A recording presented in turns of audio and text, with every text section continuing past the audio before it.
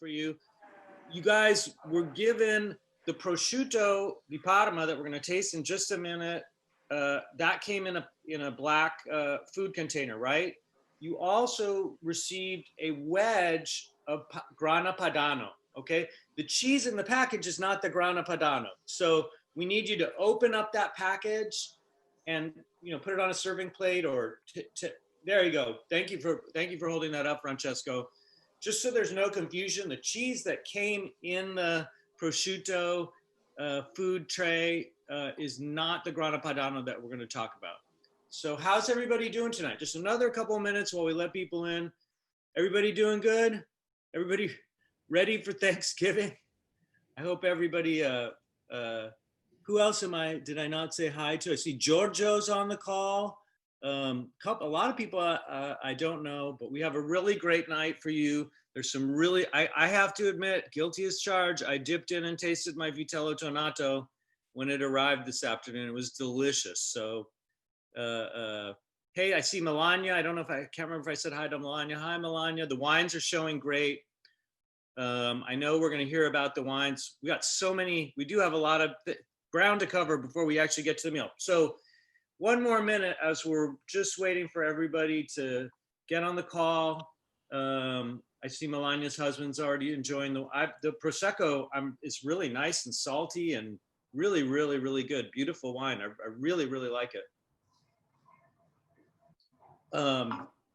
Well, guys, let's go ahead and get started. We got a lot of ground to cover. Like I said, we're going to meet one of my favorite food professionals in the United States today, working in Italian food and Italian gastronomy. This event was actually brought to you by the Italian consulate. You guys, not everybody probably knows that Houston has such a large Italian community that we have an Italian consulate here. The consul, Federico Chattaglia, you guys might remember him from those of you who were on the last dinner. He had a travel snafu, which is something, unfortunately, that happens in these days of, travel, restrictions and all that type of stuff. So he wasn't able to join us, but we're just going to hear briefly from the Italian Trade Commissioner for Houston. The Italian Trade Commission also has an office here. So let's please welcome Antonietta Baccanari, who is the Italian Trade Commissioner for Houston. And I know she has a couple of words for you guys. Welcome. Welcome, Antonietta. Thank you.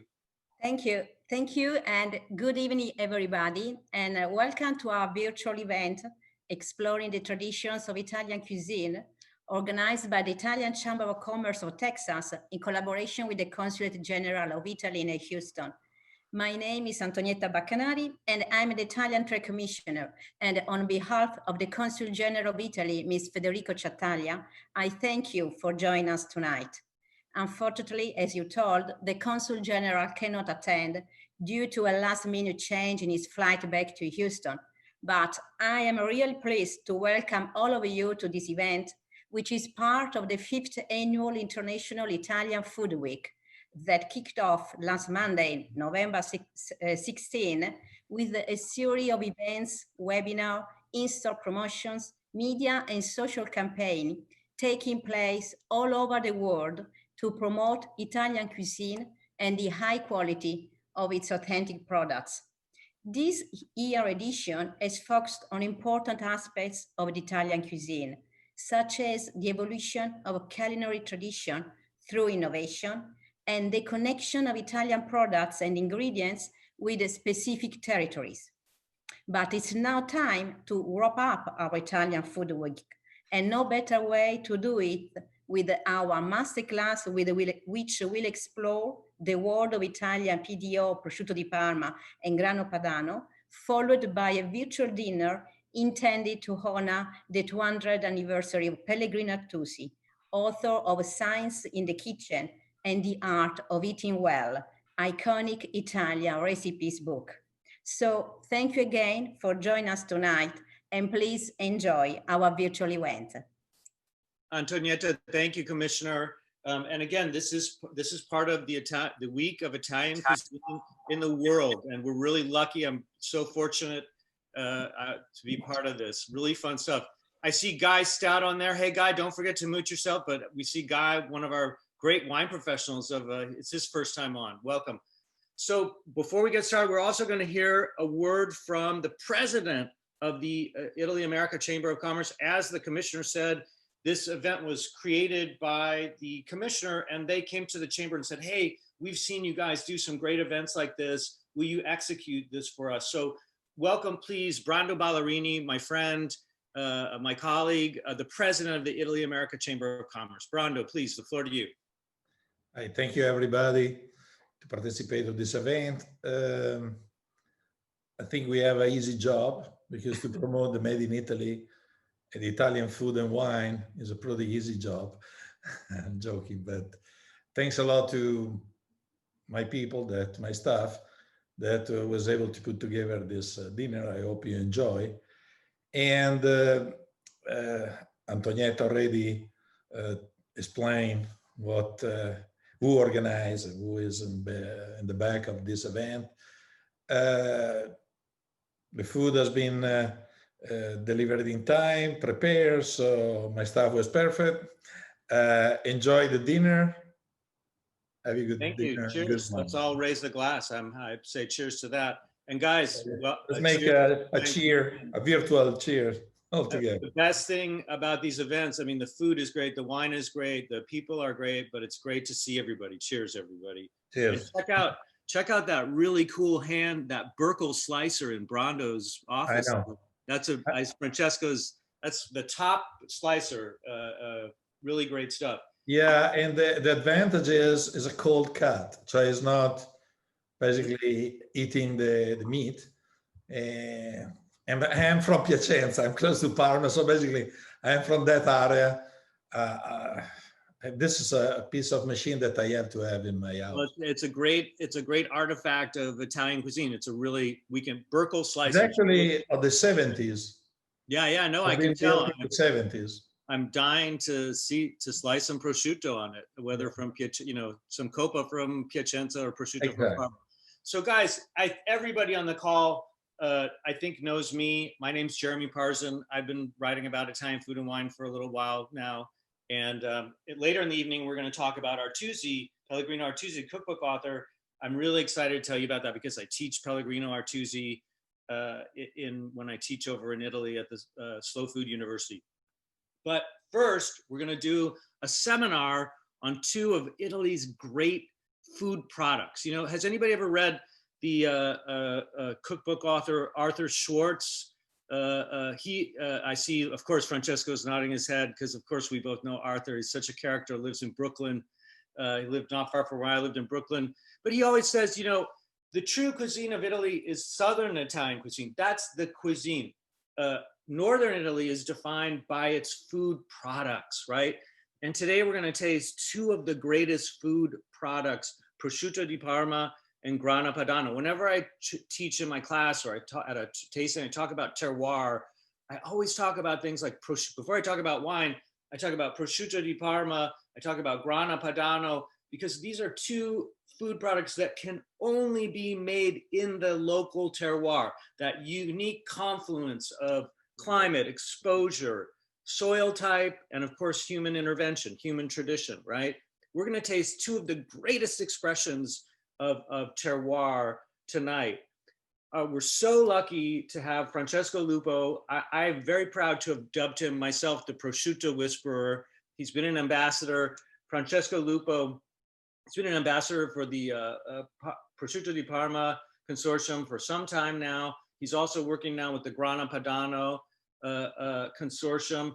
And I'm going to give the floor, pour yourself a little glass of wine. Remember, go get the grana, the little wedge of grana, take it out because that cheese was not included in your prosciutto package.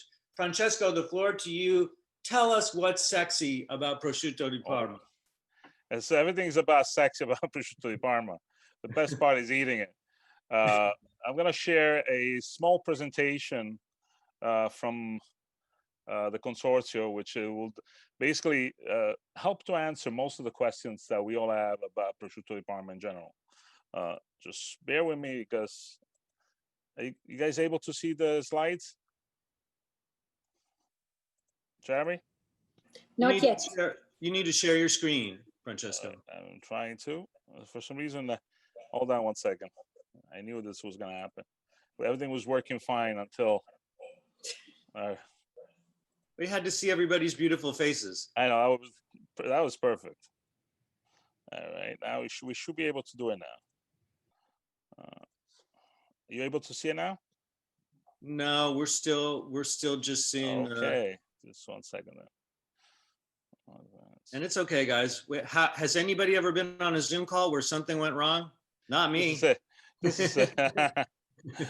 This is it. And it was working fine until I had to remove it. Share screen. Okay. Share screen. I'm sharing screen. Files. Advanced. Basic. And let's see. Okay. There we go. Now you're sharing. All right. Okay. We're good to go. Okay. So what we're going to be talking about today is about Prosciutto di Parma is one of the most iconic product that Italy has to offer.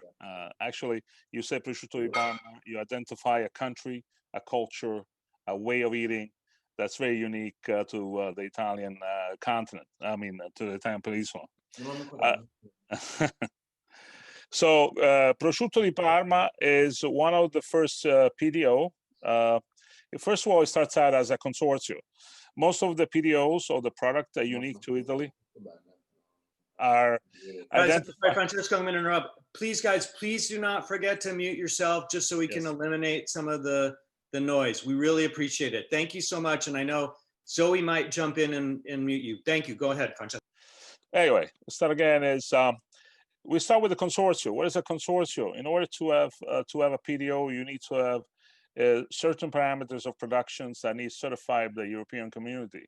The consortium decides how to and what defines the demographic of the area where the product can be considered unique or because of the area. So in the 1963, the first consortium that was formed was the Consortium Prosciutto di Parma. He took about 23 producers, 23 Italians got together and trying to decide for the well-being of a product to set aside all the animosity that they have by being neighbors and always saying that the product is better than others.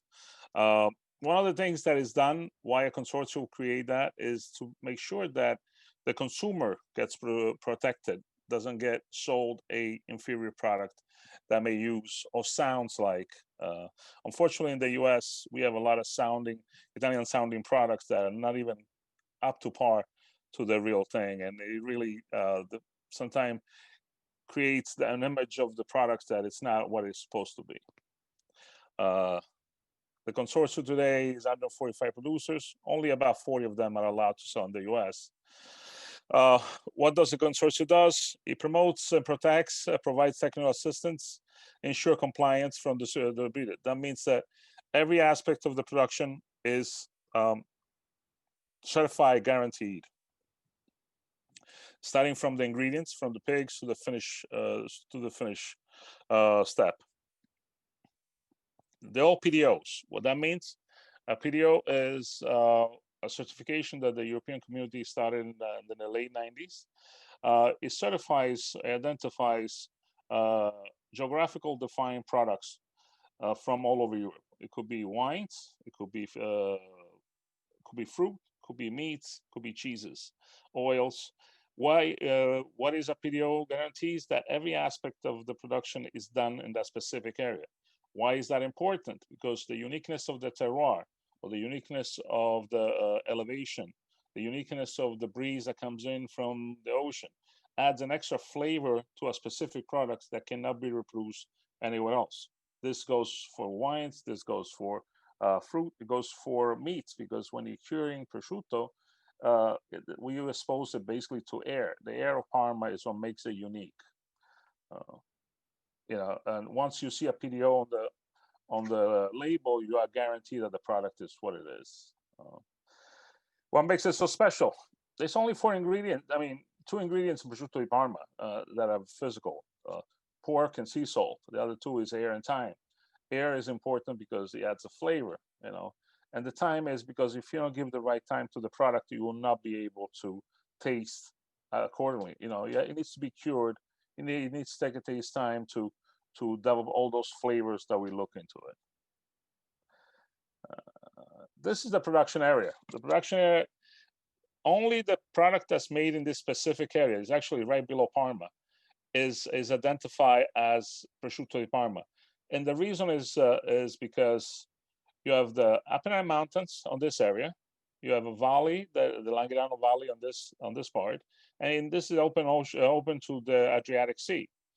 You know, sounds very complicated, but it's not, because you have the cool breeze that come from the mountains that can converge into this area. You have the saltiness of the Marittimo, which is a wind that comes off the Adriatic Sea that adds flavor to the product, and the mild temperature that's created into this microhabitat creates a very, very unique product. At the end, if anybody has any questions, I'll be more than happy to answer them. Production area, we discussed what the production area was. The air, basically what surrounds Parma is what makes this product unique. There's other products in Italy that looks like prosciutto, but there's only one prosciutto di Parma. There's a lot of prosciutto crudo, which means it's a pure ham. That could be from Piacenza, that could be from San Daniele. It would add the terroir adds a definite flavor that it's not able to be reproduced anywhere else but in Parma. We have to start with the finest ingredients, and the finest ingredients is Italian pigs. In Parma, don't have the space to breed as much pigs that they need, so some of the pigs are allowed to be bred outside of the Parma area, but they have to be identified and certified breeders. There's about 3,500 breeders throughout Italy that do for Parma. They get selected from day one. They get harvested about 9 months of age, about 350 pounds. There's only 3 breeds that are allowed to be that. One is White English, Duroc, and Landrage. Those are pigs that have to be at least 400 pounds. Those are the typical white pigs that you see around. They're not like the Spanish, the black pigs of Spain. Those are much smaller, will not be good for prosciutto di Parma. So one of the things I identify the uniqueness of the product is actually what it's made with. They're all fed all natural fed because being the first ingredient, the only main ingredient, you don't want to start with an ingredient that's been contaminated with product or with toxins that would affect the flavor. So it's very important that the feed is all natural and there is no animal byproduct that gets fed to the pig, because that would affect the flavor. Completely traceable. Why is important? So we can read in every leg where it came from, where it was slaughtered or harvested, who made it, and if it's a real product. So this identifiers here, starting with this is actually the social security of the piglet. It will tell you where the piglet was raised, what farm, what time of the year. You actually identify that. The PP that you may see on a leg when you go to the deli, that will see where the animal was harvested, because we want to make sure that the animal is not being mistreated on the way to get harvested. And this identifies the producers, because we need to make sure that the producers are part of the consortium. But the most important identifier of all is the crown. Without the crown, is no prosciutto di Parma. So that's, and that is the final touch, because that's what's important when you go to the deli and you want to see that the prosciutto that they're taking out has the crown on it, because if it doesn't have a crown on it, it's just prosciutto crudo that came God knows from where. Unfortunately, in the last couple of years, there's been an influx of prosciutto fakes from Italy that looks like prosciutto, but they don't have the crown on it, and they get sold as prosciutto di Parma. The difference in price is about 70%. So you're basically getting cheated in big numbers if you not ask for identifiers. These are the farms where the pigs are bred. As you can see, everything is north of Rome, simply because the temperature affects the animal. So we don't want the animal to be, suffering from heat, because it will not create a good meat to work with. The curing process is very simple.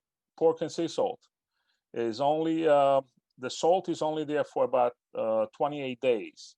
Then it gets power washed and then reapply for another 28 days. But after that, that's it. Doesn't get that much salt. So prosciutto di Parma really doesn't get that much salt. The salt is there to start the drying process.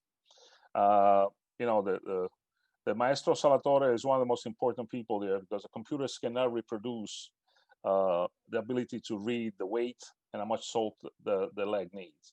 If he puts too much salt, it will dry out. If he puts less salt, the leg will become spoiled. So it's very important. This is one of the most important people in the salmificio. One of the things is that traditionally during this time of the year, October, November, is when animals will get harvested. So they will be harvested once a year and then be ready for consumption a year later. Now, with technology, and the consumption that's going on, we don't have the time to wait. So we have to reproduce the 4 season in the curing rooms. And that's what we do. This is what our curing room looks like. About 3 months into the curing process, they get brought into the prosciuttificio. If you notice, there is open windows. The reason is open windows. What we say is the most important curing flavor of all. It's the air of Parma. This is to capture the air because that will add the flavor, the uniqueness of the prosciutto di Parma. About toward the end, it gets grease, which is salt and pork fat. That's to defend it from, getting bacteria infection and to cure at about the same time as the rest of the leg. So in order to have a more precise, concise way of curing. And this is the final part, the curing. That's the end. This is what a prosciuttificio, many of you hopefully had the pleasure of being a prosciutto manufacturer. The aroma that emanates, just you get angry just by looking at the picture. The picture is like asking me to eat something because it's a very inviting. This is the last step, and the last step, those are prosciutto, but not prosciutto di Parma. You know why? Because they have not been tested by an outside auditor. The outside auditor will come in at the minimum age of 14 months and would do some testing on the product. One of the things that they use to do the testing, unfortunately, when I do the class live, you may understand, is the horse bone. And the reason why the horse bone is because it's very porous. So it doesn't smell like anything. But once you pierce the meat, it will tell you if it's cured or not. And that's the eye tech that they use in Parma to identify the product being ready or not. Only at that point, when everything has been met, the firebrand gets applied to it. This gets applied on the last step. If something happens to this, the firebrand doesn't get applied. And that's basically it for prosciutto di Parma. I mean, this is some of the storage information. The best part is, hopefully all of you have some prosciutto di Parma in your package. We saw a slicer in the back. The reason why slicers, that flywheel slicers are very important is because they don't eat up, they don't create heat over in the friction like as an electric slicer, so it doesn't affect the product. When you look at a prosciutto di Parma, it has to be translucent, as you can see. Actually, I was very lucky. My deli was able, for the first time in 5 years, to do the right thing. And it has to doesn't have to look dry. It has to be very subtle. If you smell it, you can actually smell what I was talking about, the winds of the Adriatic Sea. There's some of that aroma that comes with it. And at that point, you just put it in your best part of my days when I taste it. It melts away. It's not supposed to be salty. If it's salty, that means there's something wrong with it. It's supposed to be sweet with a faintness of salt into it. Francesco, let me, if I may, jump in. Delicious, by the way. I mean, I know this wasn't sliced where you are. It was sliced here. And I got to say, Giancarlo Ferrara, the chef owner of Amalfi, did a great job. Tracy, my wife Tracy, and I, one of our biggest problems is, we go to our local deli. I'll just leave it at that.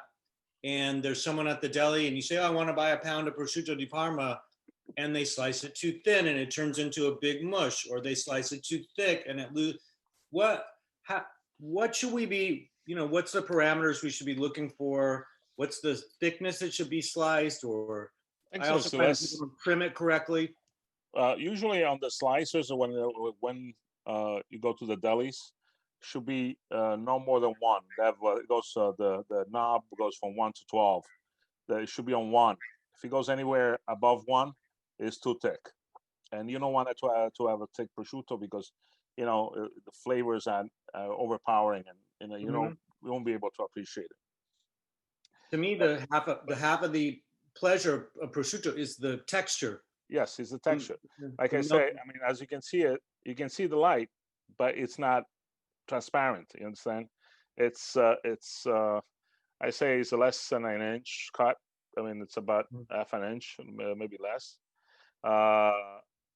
And it doesn't break apart as easily.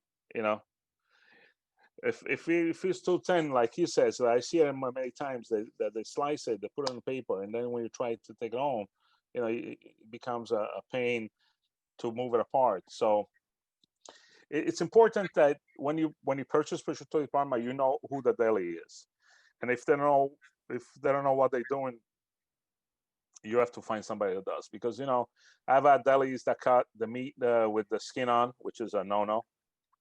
I had delis that cut with the yellow fat, which is oxidized fats that gives very, very off flavors. So traditionally, where you buy your prosciutto di Parma is a place that basically is where that you go all the time, because they know your way, the way you want to cut and not. I mean, unfortunately, I mean, even in Italy, it's not only in the U.S., not too many people really know how to cut it. But once in a while, you find, I found in the middle of America, in Kansas City once, I thought I was going to have the worst experience. I found a guy that knew precisely what to do without even telling him to do. So you find there's someone in every. And hey, Francesco, can you stop sharing the screen so we can see everybody and get some questions from the floor? Hold on a second. Let me just let him stop. Right. Hey guys, welcome back. What do you guys think about this prosciutto? Anybody enjoying it? Or it's sliced perfect. This prosciutto is in perfect condition, in my personal opinion. Anybody want to jump in? I just want to the producer. I know the producer of that prosciutto. The producer of that prosciutto, it's one of the oldest family of producers in Italy, in the Langherano area. Their curing rooms are actually located right across from the castle of Langherano. If you have been to Parma, there is a castle, a medieval castle that overlooks the plain. But the best locations, sometimes that's why you choose prosciutto based on the curing location, because depending on what kind of flavors are you looking for, some of the producer will reflect that. And the producer that you're actually tasting is one of the most unique in location, because it's very close to the castle, high elevation, faces the Adriatic Sea, so it gets a lot of that umami flavor that you may taste. Like if you tasted a different brand, like if you went to Central Market or HB Market, there is another brand there from another producer that actually is opposite from this producer in the valley. It's on the other side of the valley, and the product tastes totally different. That is the uniqueness of prosciutto di Parma. Yeah, prosciutto is like wine. It's terroir. It's terroir driven. What part of the valley? Who wants to jump in with a question or a comment or? I've got a question, Jeremy. George, where can we find? No talking about prosciutto di San Daniele, Giorgio. I know where this. No. You can talk. Where can we find this prosciutto in Houston? Prosciutto di Parma in Houston? Actually, you're very lucky, because Houston, despite other city in the country, has good retailers that use the product. You can go from Central Market, AHB Market, some of the Italian delis. I think Jimmy's is down there. I don't want to confuse it with Dallas. So Jimmy's. No, but I was asking about this particular producer. Actually, that producer, because of the distributor that is in Houston, sells it to most of the delis in the Texas area. So 90% of the time, when it stays among ourselves. The name of the brand is Galloni. So if you ask for it, you ask for Galloni. All right, thank you. That's And a great question, and George. actually, it used to be in Whole Foods, but I think since Whole Food has been having some issues, it's no longer there. But basically, in general, most of the prosciutto di Parma, as long as the real prosciutto di Parma, is what it is. You know, HB Market, you have a brand called Fontana, and another brand that's Tanara. Those are wonderful brands. You know, they have uniqueness of flavors that you know. Sometimes it's best to have. Don't forget, prosciutto di Parma has 3 ages. Most of the ages that you get sold in the U.S. is between 16 and 18 months, which is not the maximum in flavor profile. You know, because a lot of the flavors are not really developed yet. But then when you go to 20 months, which or 28 months, the older it gets, the better it is. It depends how old the product is, too. That's another thing you should be looking for. If you're cooking with it, I would suggest you cook with a prosciutto that's younger, because those don't overwhelm your dishes with any flavor, with that strong flavor. If you're gonna use it for a charcuterie board or for sandwiches, I will go with the older aging of the prosciutto. Awesome. But be assured that your retailers do have the real thing and they do know what they're doing. Now, in order to find this, I will have to ask Friel Landa, but that will be a disservice to all the other members of the consortium. So, you know, you can ask Maurizio. Maurizio can direct you to the importers. The importer can actually let you know. I took a ride with the importer once, and we went all over Houston. So I know that a lot of people in Houston, a lot of the Italian delis in Houston carrying the product. You know, I was wondering what constitutes young versus old in terms of aging. What kind of time period is there between those two? Minimum aging is 12 months. So anything less than 12 months is not considered prosciutto di Parma. It's too young, doesn't have any flavor. You're only tasting raw meat, basically. 12 to 16 is about 80% of what comes into the U.S. market. And it's like a teenager. You know, the flavors, it's like they think they're adults, but they're not really adults yet. They're getting there. So what I will suggest is, and this is the movement that we're pushing people to go to, is to find older, you know, retailers that are selling 20, 24 months, 36 months. I mean, if you have the pleasure of being in Parma anytime soon after this little mishap of a year, I would suggest you go to Via Farini, which is off the main street of the main square of Parma. There is a couple of salumeria there that have prosciutto that's 46 months. And you can actually sit and enjoy with a nice bottle of wine. You can have a nice plate of prosciutto, and that will be your full experience. Or you can actually visit one of the producers, and they will do the same for you. You know, they will make you taste the different ages. Always remember, the older the prosciutto is, and how you identify that. Actually, there's one of the metal tag as the aging on the prosciutto, and that will indicate how old the product is. So, No, thank you. You're welcome. Let me. Francesco, I have a quick question, just a curiosity. First of all, I agree about the terroir, what you said. It's like for the wine, you don't drink the wine, you drink the place. Yes. But the curiosity is, okay, our grandfather, they used to cut in Italy prosciutto with a knife. Yes. So what's the difference between the hand cut with knife and the slicer that you use today? All right. Any difference? I'll tell you what the difference is, because traditionally when I do the master class, I slice with a slicer and then I slice by hand. And the reason is because there is 2 schools of thought there. When you go to Parma, either they have a Burkle in the kitchen or they have a Morsa. Morsa is a prosciutto holder. And the reason is that not having the Burkle, you can cut the prosciutto by hand.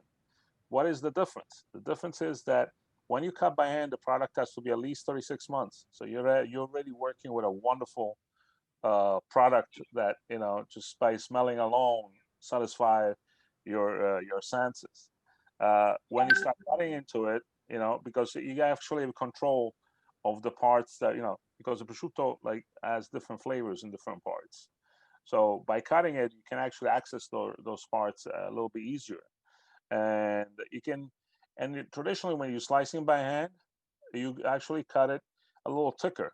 You know, it's that totally opposite of the slicing by slicing machine, and it's because the texture experience is part of the flavor. So that's the main difference. So if you want to start cutting prosciutto at the age of that's younger, you're not going to get that experience. You actually, you're doing a disservice to yourself. But when you have a beautiful slicer, then you can do 16, 18 months. That's fine. And guys, I hate to jump in here, but we do got to keep moving because we got a lot of ground to cover. But how amazing is this? Is this prosciutto delicious or what? I thought this, prosciutto can, it has to be stored right. It has to be prepared right. And this just really nailed it. It's delicious with the Prosecco. I know we're going to hear what a great pairing. I mean, right now I'm just in heaven. Little prosciutto, a little bit of bread, and a little glass of Prosecco. I just want to put a side note there. Traditionally, prosciutto and Parmigiano, or Grana, were used to basically hold you off until the main meal was cooked, because people would travel from many ways. So the aperitivo, or it was because people were coming off traveling tired. It was still a long way from them to finish cooking, so they had in order to refresh themselves with some wine. There was that great pairing. Yes, sparkling wines always do very well with salumi in general. Even my favorite is Lambrusco, because it's the correct pairing because of the minerality of it. But you can actually put any other. You can put French cavas, Italian sparkling from Sicily, Italian sparkling from Trentino. It will work well because the acidity, the bubbles will cleanse your palate and for the next bite. It's a brilliant pairing. The Prosecco is very salty, and it's great with the gentle saltiness of the. And I just want to say hi to a couple of people. That was Jeff Balke and Kathy Matisow, who asked the question earlier. They're both local writers. We had Giorgio Kaflish, is one of our local wine educators and a wine specialist, wonderful wine educator here. And of course, we had Osvaldo Pascolini, who's related to the chamber. By the way, Alessandra Salvatore, his better half, is the one who put this whole evening together. I just wanted to give some shouts out to some of the people who were jumping on here. Francesco, only because it's time to move on to Grana Padano. Yes. Let's move on to Grana Padano. And yes, we're going to take, after Grana Padano, we'll take a little bio break. So don't, just stay put. We're going to hear about some Grana Padano. Are you able to see the slides? We are not seeing your shared screen yet. All right, just 1 second, because I'm technological. I'm good at slicing prosciutto by hand, but I'm not that good at slicing it. All right, screen. Jeremy, I would like to give a tip to everybody, because I'm coming from that region. Our grandfather, they didn't have vacuum machine. So to conserve the prosciutto, if you have at home, you put face down in a plate and you put olive oil around. The olive oil doesn't let the air going in, and also is keeping soft the first. So the trick is, and normally it's better to keep the prosciutto in the like in the wine cellar, because too cold, like the refrigerator is too cold for the prosciutto.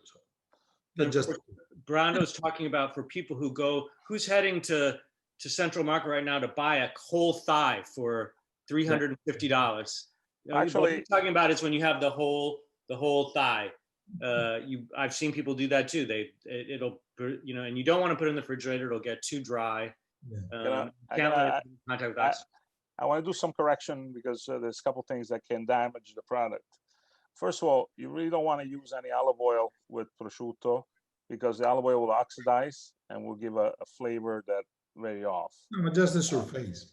No, I know. But basically, what you're supposed to do is, with the face of the prosciutto, is then cut the first slice off and don't eat it. Give it to use it to tortellini with it, something else, but not to be eaten at the moment. And then when you keep in the refrigerator, when they slice prosciutto, when you buy prosciutto slice, it really lasts about 24 hours, no more, because it dries out and becomes very leathery.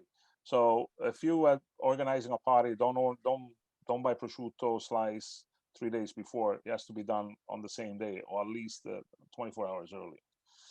Right. Now, you guys able to see the screen? We are able to see the screen, and I will remind people one more time that the cheese that came with the prosciutto is not the cheese that we're tasting. The cheese we're tasting is The cheese that we're wedge. tasting is the little triangle that says Grana Padano. As you can see, has the DOP symbol underneath, and it has the Grana Padano symbol on top.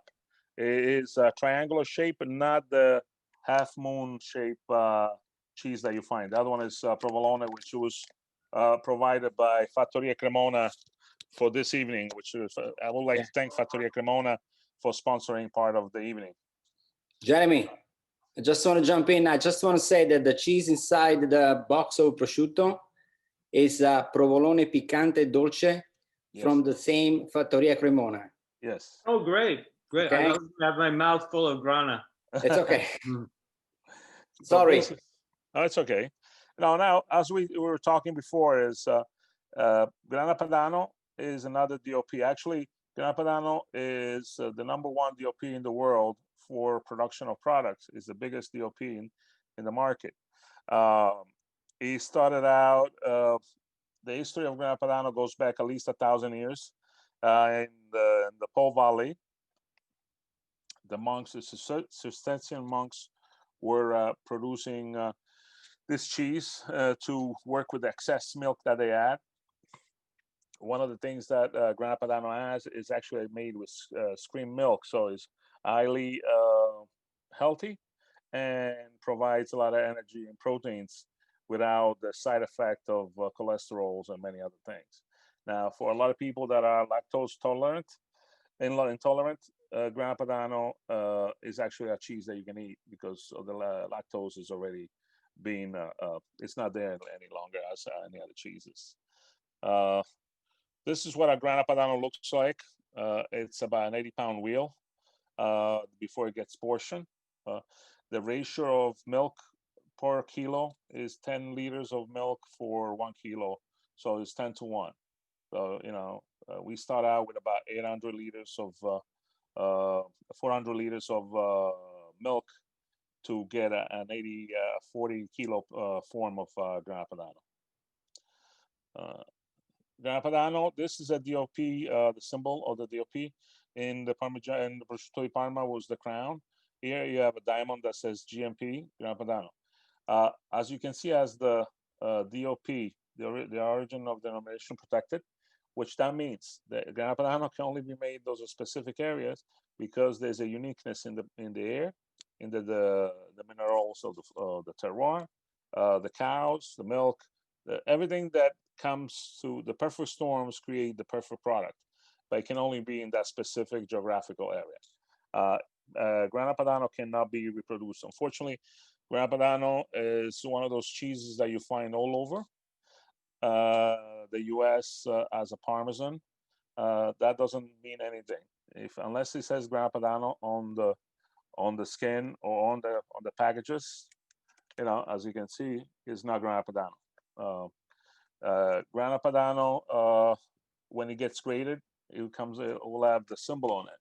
It doesn't come in a green can, with a green can that doesn't have any Grana Padano on it. So the Grana Padano starts the same process. They collect the milk from the night before, they mix it in with the milks from the early morning. They get skimmed. It gets seated in a cauldron. The name Grana means grain, and one of the reasons why is a typical when they cut the curds, they cut the curd about the size of a grain. That's why the name Grana Padano or Grana style cheeses of Italy. Once the curd are pressed and formed into a rhomboid form, there's a plastic. Now it's plastic. Used to be metal. Band that goes around it that forms those dots that with ages become darker that identify the product. Now, the same thing with the Prosciutto di Parma is with Grana Padano. You can actually, by looking at the form, you can actually read what old the product is, who made it, how it was made. All right, the bottom part here, you see what it says, March 14. this forms was made in March 2014. So if we cut into this, if we had this form here now, it will be about 6 years old and more. And the reason why you want to identify the age gives you an idea of the flavor, but actually means if, the older it is, the more expensive it gets. So you really don't want to pay for a younger, older Parmigiano alla Grana for a younger Grana, because there could be a little difference in price. The Firebrand is put, which is this year, only at the end too, when everything has been done. During the course of the curing, the forms are turned every day in order to age and cure about the same time. Like I say, there is 3 different ages in the Grana. The first one is 10 months, which is the one that you guys tried. What that means, younger Grana, you will have more of a milkier flavor. It's very, it's almost drinking a glass of milk sometimes, but with a little hint of umami that comes through. The older it gets, the sweeter it's going to get, and it intensifies that sweetness, saltiness of the nuttiness of the flavor. So if you're going to be grading or cooking with it, the 10 months is great. As the same as the other DOP product. The older it gets, the better it is. You really don't want to do anything else with it. One of the things I like, is this was identified will be at 10 to 12 months. This says ultra 16 mesi. This is 16 months, and then here you see the Riserva, which you probably see right here, more than 20 months age. That is actually the king of the cheese. That's the one you want to get because it has all the flavors have come through and expressed themselves. Now, if you visit a cheese shop in Italy, they will have Grana from every age and every region. Most of the region where Grana is made is in the North Valley of the north of the Po, which basically about, I would say 70% of the production is in the Lombardy area, Piacenza, Monza, Brescia. Some is done in Piedmont, but not much. But some is done in the Veneto region. But most of the Grana comes from the area of Lombardia. Now, what sets this apart is green valleys, wonderful pasture, creates wonderful cheese, creates a wonderful milk that gets turned into wonderful cheese. Hold on. You guys don't want to know about the export. It's that's the numbers. It's the #1 exporter in the U.S. Fattoria Cremona is actually one of their co-op part of the group, the consortium of Grana Padano. Actually, the president of the consortium was the owner of Fattoria for the longest time. Now he's stepped down, but they promote the product. They like to make sure that the values are there, and we start again. We start with great, fresh milk that's unalterated, becomes great, wonderful cheeses. Just like wines. You cannot make a good wine out of bad grapes. You cannot make good cheese out of bad milk. So, I think I cover everything on the Grana side. Now, when you buy Grana, one of the things you should always notice, always make sure that even when it comes pre-cut, always the label says Grana Padano on it, because if it doesn't have that and it says Grana style, that's not Grana Padano. That's a fake. If he says Italian Grana, it's not Grana Padano. If he says Grana from Wisconsin, it's not Grana Padano. So and why is that important? Can somebody tell me that, Jeremy? Why is that important to know the origin of the product? Well, like we've said from the very beginning, these are terroir-driven products, and when going back to prosciutto, there are prosciuttos. There's decent prosciutto made in the United States, but it's not prosciutto di Parma. There's other prosciuttos from Italy too. So we have to be careful about, we've all gone, craft Parmigiano. I'm just going to say it, not the green. When we were kids, they taught us the green. That it's It makes it sounds like it's from Italy. It's not from Italy. And it's important to remember too that when you buy an Italian sounding product, it's a detriment to the Italians who make the real product. So it is very important to Well, trace it. and I want to say, Grana, has a famous known cousin called Parmigiano Reggiano. Grana and Parmigiano are very distinct cheeses. Mhm. Let's put that in terms, because I hate the fact that people say, "Oh, but I like Parmigiano better because it's more expensive," or "I like Parmigiano better." You cannot. They look the same, but they're not the same. They're not the same because the milk is different. You have skim milk and not full milk. It's not the same because the terroir is different. It's not the same because some of the curing rooms are located in other parts that so it cannot be the same. Because I'm from New York, I have a different attitude than you guys from Texas. We all humans, but there's a difference. Well, and Shannon, if you're done with the Francesco, if you're done with I'm done. That you want to end the share screen at our house, Francesco, we use Parmigiano, and I know we're not talking about Parmigiano Reggiano tonight. But we use Parmigiano Reggiano exclusively for grating. Whereas if we want to do one of our favorite desserts is Grana Padano with some traditional balsamic vinegar from Modena or Reggio Emilia, we prefer, and our girls too, we all prefer, this is our kind of dessert cheese. So they're all great cheeses. They just have different applications. What did you guys think about the Grana Padano? Was there anybody? Jeremy, a question. Dale, and guys, Dale Robertson, you all know Dale is one of our local food people. I'll just put it at that. Food and wine people. I spend a lot of time in the Valley Grana, in the Alps, right by the French border. I cycle a lot there. Yes. The Grana name for the valley connected to the cheese in any way? I've always been curious about that. You can certainly buy the cheese there because it's probably a marketing thing. But any thoughts on that, my friend? No, Grana. By the way, Grana means the grain, and in this case, Grana Padano is a category of Italian cheeses called Formaggi Grana.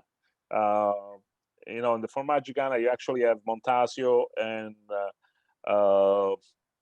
Piave, because when they age, they form tyrosine crystals in the texture.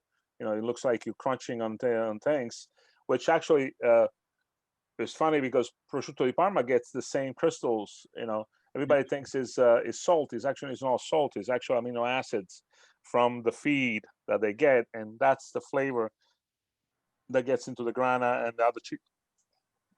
So no, Grana comes from the size, the type of pasta the cheese is made. It has on. Italy, locations in Italy have cheeses that take name from the location they're made, but in this case, the Grana Padano did not take the name from there. But the famous abbey is very close to Milano, right? Yes, it is. It is in the Cremona area. Actually, Cremona, Piacenza, Brescia, those are mostly the heartland of Grana Padano. Okay.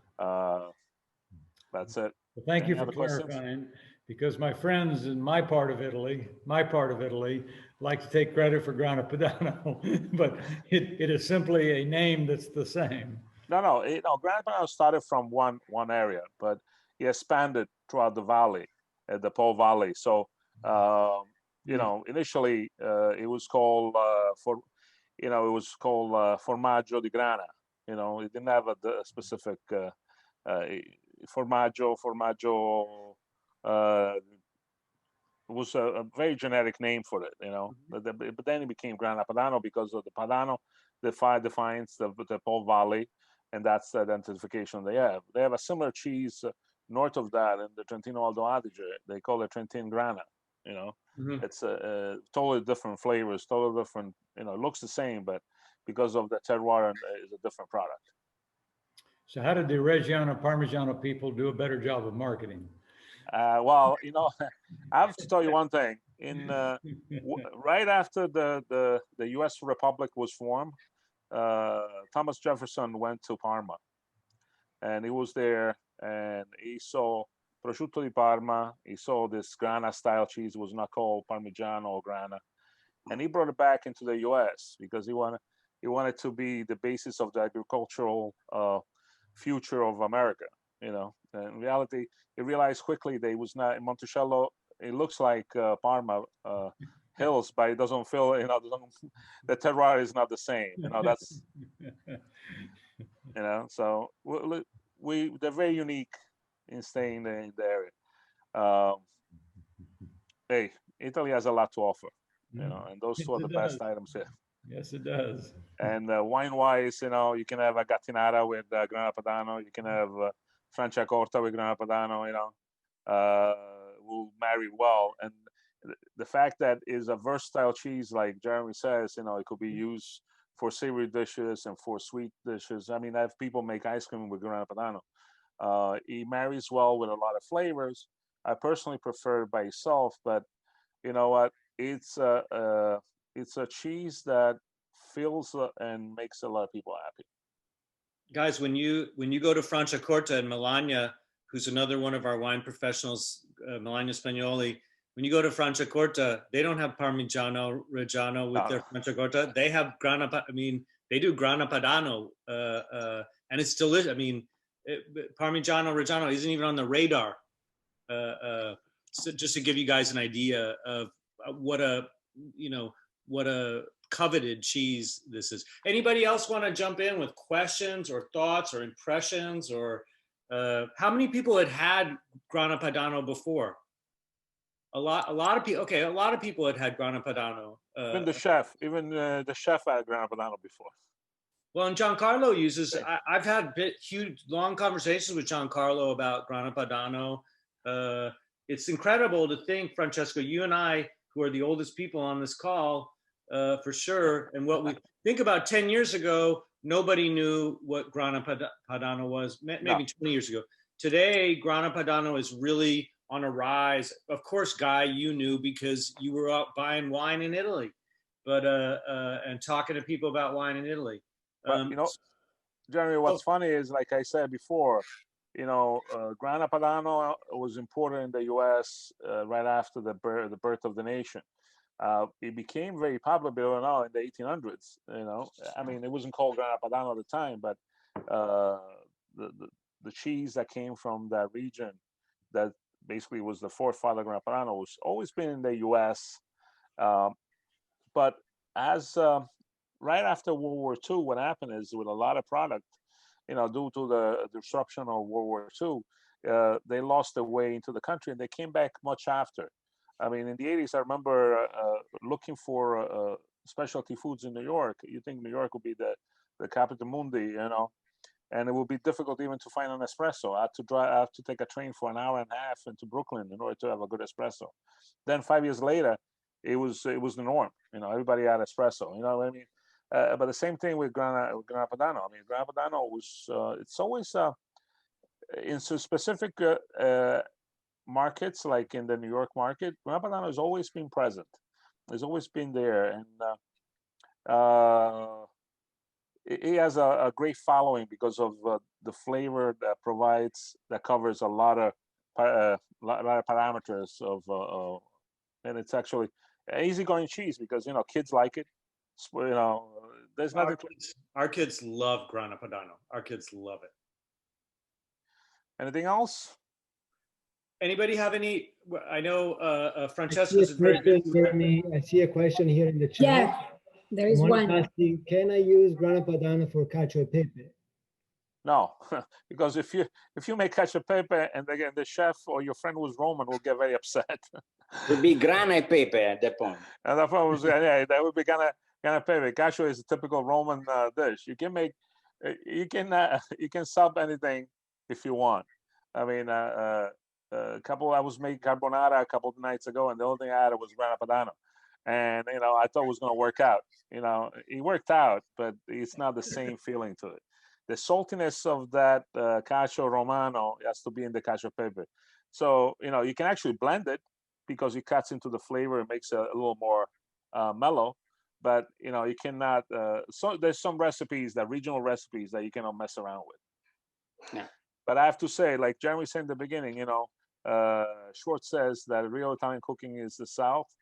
Yes, it's the South, but the South likes to use a lot of ingredients that come from the North. And, Sure. you know, many years ago, Grana Padano was the unifying force of the peninsula. You know, everybody had Grana Padano in the table.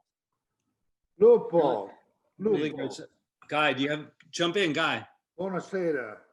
Say- Hey, Well, say- I would like to add to the discussion a little bit because we're talking about the wines and the foods and the PDO. And I go back before there was a DOCG, Yes. when there was only the DOC. Mhm. And it was in the 1950s when the foods started becoming the DOC. It 1950, wasn't until the 60s, I 1963. think I saw 63. 1963 in the presentation for Grano, but that was also the time they brought wine into the fold of the DOC. So Italians think with their stomach before they Yes. think in the glass. So That's anyway, a, it's a good. you know, it is so cultural for Italy, and of course I've known Grano for many years and enjoy the foods. This has been fun, but I need more food over here. Yeah. Well, I know, and Jeremy's going to take care of that end. There's more food coming. Hey, I'm guys, already tell on the me- rosé. Am I ahead of the program or? we'll get you. We're gonna get there. We're gonna get you there, I'm guys. just gonna We're have get one you more there. comment. It's almost gone now too. So I'm gonna have one more comment to add to this. You know, there's a few things that unite us as different people from different culture. One is music. You know, me and Jeremy understand that aspect of it. But the other thing is food. Without food, there is no family. You know, the importance of food in every day is not just because of eating, but it's an exchange of ideas. It's an exchange of, you know, there's so much going on when you're sharing food with people. I mean, I've sat in tables where no language was spoken, but when good food came to the table, people understood what was going on. So, you know, you may not be able to speak or understand what they're saying, but you understand where they come from by the food that they offer you. And that's the key to the Italians. The Italians, we have many nations in ourselves. We have many way of thinking, but at the end of the day, when we sit down and have a nice glass of wine, a wonderful piece of cheese, you know, there's nothing better in the world. And thank you very much for everything else today. Hey guys, let's all raise it. Francesco, it's great to see you. It's great to I see miss you. you, man. I mean, it was like in January, I think we did an event together. I can't Yes. wait till we can do, you know, have a glass of wine again together. Thank you so much for this great presentation. We miss you in Houston. Grazie Guys. Francesco. A favorire, as we say, tutti a tavola. Buon appetito. We're gonna get to that. Good night. Grazie, Francesco. grazie Maurizio, Francesco. grazie, ma non dimenticare il video dello chef, per Andiamo favore. Bye, Francesco. Miss you, man.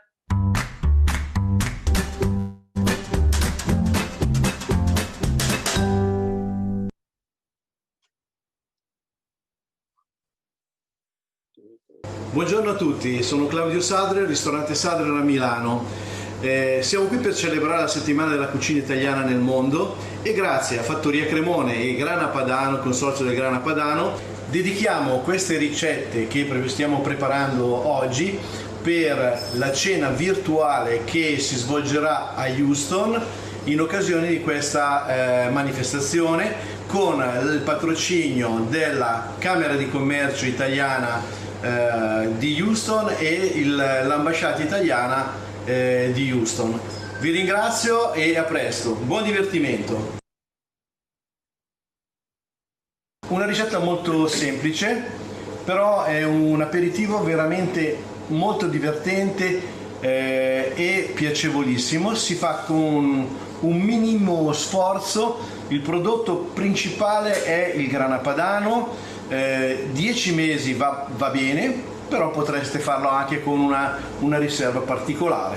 Sono delle palline di grana padano fritte, molto molto molto soffici, con una maionese al tartufo bianco e delle sfere di carne cruda di bra a completare questo nostro piccolo aperitivo.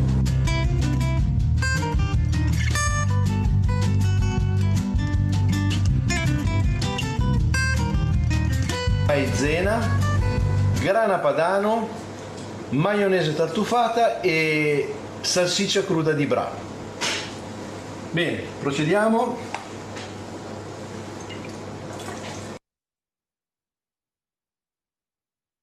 Facciamo un impasto un po' compatto, vedete? Però è un prodotto veramente incredibile.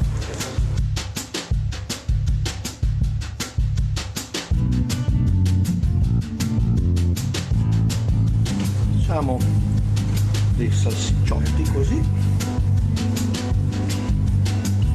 come gli gnocchi,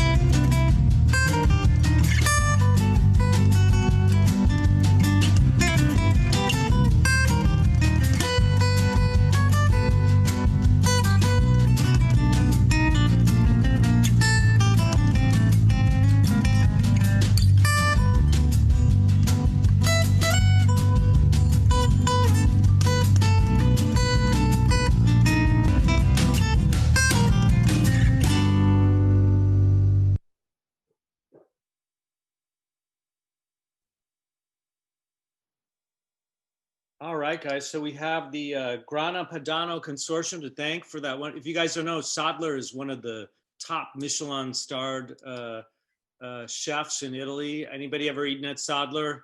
This is kind of, you know, yeah, I see Giancarlo has for sure. And before we jump back in, I just want to give a couple of shouts out to the Kroger Houston Division Area President Joe Kelly and Tom Niedzwicki. And of course, Jaime De Leon, who's on our call. You guys know Jaime. He's one of our top, he's somewhere on here. He's one of our top wine professional. How's everybody doing? You guys ready? Everyone's great. I hope, you know, if you've already jumped into the food, don't worry about it. That's good. We are going to start our Artusi portion of does anybody have any questions or comments before? I'm going to give the floor to Giancarlo Ferrara, but anybody, you guys you're all eating, which is good, and please, there's no order, you know, obviously you got the prosciutto was a antipasto, we have the gnocchi alla romana, our kind of main course, and then the strudel follows, and there's, by the way, there's a little vegetable side as well that you got, look beautiful. I'm sure everybody on this call knows Giancarlo Ferrara. He's the guys, if we could go back to if we'd stop sharing, that would be awesome, because we want to have a conversation here. Thank you. If you don't know Giancarlo Ferrara, he's the owner chef of Amalfi, one of the best Italian restaurants really in Texas, in the Southwest. He's a wonderful guy. I love working with him.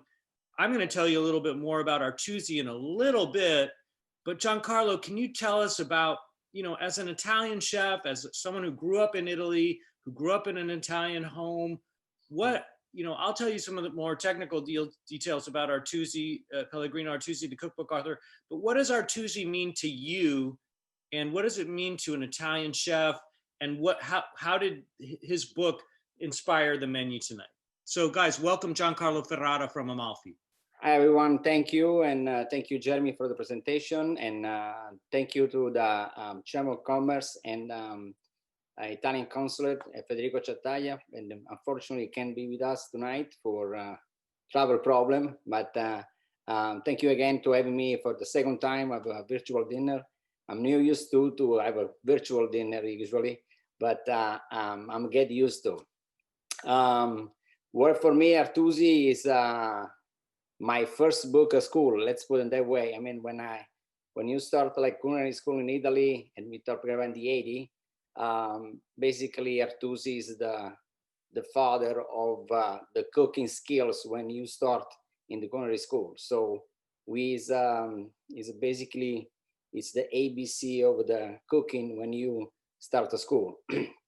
A lot of recipes from the Artusi is basically the base of many other recipes than old chef, basically in Italy. They upgrade to the years and they modify, but essentially they go back always to the roots and where the Artusi was a start long time ago. So it's a great honor for me present tonight some of this masterpiece that at the time was on the book. One of these is the Vitello Tornado. Then it's a dish from Piemonte, but it's known in every single corner in Italy and became famous also in other part of the world. So we did also Gnocchi Ala Romana to integrate the grana padano, and the main way you can integrate the grana padano is in the kitchen. Francesco did a great presentation about the grana, and now the different stage of aging and how to use in the kitchen. I mean, you can use in a very, very different way, from antipasti to shaping on the pasta or mix on a filling with ravioli. I mean, it's an item that you can miss in the kitchen, especially in the Italian kitchen, alongside with prosciutto di Parma, of course, and Parmigiano Reggiano. I know we don't talk about Parmigiano Reggiano, but it's one of the two cheese that always you have in the kitchen, basically. The other dish is strudel, which is another recipes from the Artusi. Strudel usually is it's a dish, it's a dessert from the northeast part of Italy, from Friuli, because the main production of apple in the region is Trentino. So this is why they use apple in other many ways. One of these is the strudel, which is it's very easy for me because being living in Bassano del Grappa for so many years, I'm very used to this this dish. So I picked those three recipes, and I hope you guys enjoy it. Just some note on the warm up, like the gnocchi. Maybe the best way will be the oven. Just take it out from the plastic container. You just put it back in on the regular oven, so you can gratin a little bit more. Microwave could do the trick too, but it's not the same thing when you put it in the oven. The apple strudel definitely has to be reheated in the oven. Would be nice if you can warm it up a little bit, the caramel sauce, and just finish with the topping with a little bit of whipping cream, and we're gonna enjoy it very much the flavor. If you have any question for me about the dish or anything, please. Giancarlo? Yes. I'm sorry, Giancarlo, I'm just interrupting because I'm reading the chat, and you know, few of our guests are thinking about having polenta instead of gnocchi alla romana. So wow. Because gnocchi alla romana is something quite different from the, you know, Okay. potato gnocchi we are used to. So maybe you can Tell about that.